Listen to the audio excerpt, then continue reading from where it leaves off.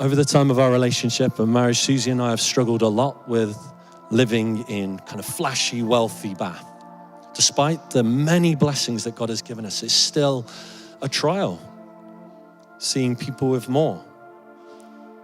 And when the opportunity to work here as the youth and children's worker came up, Suzi felt called to do it. We knew it would be a significant pay reduction, even with choosing to work an extra day compared to her previous job. It still was going to come in significantly less. And we sat down and we literally counted the cost and worked out all the things we would need to do, all the things we need to cut to have any chance of making the books balance. We cancelled the Sky subscription. Away went the football, away went the rugby. Gone went the gym. Out of the window went any holiday plans moving forwards.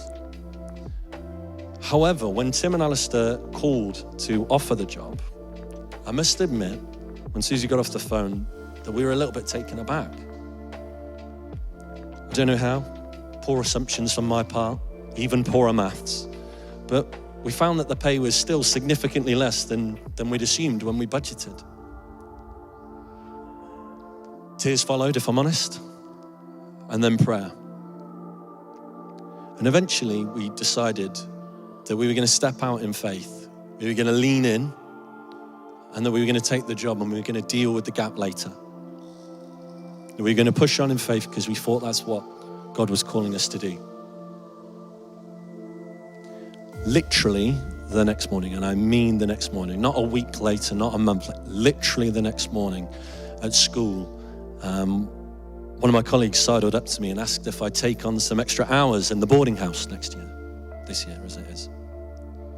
That's extra work, but it would give us a year of breathing space, potentially financially.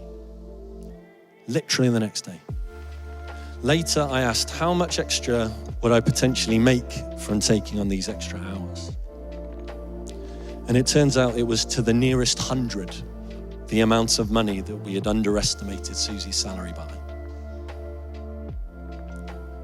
Like Alistair said earlier, you cannot outgive God. So still sacrifice, we're still laying stuff down, we're still kind of having to adjust financially massively, but God, honestly, it felt like he was with us in taking that step.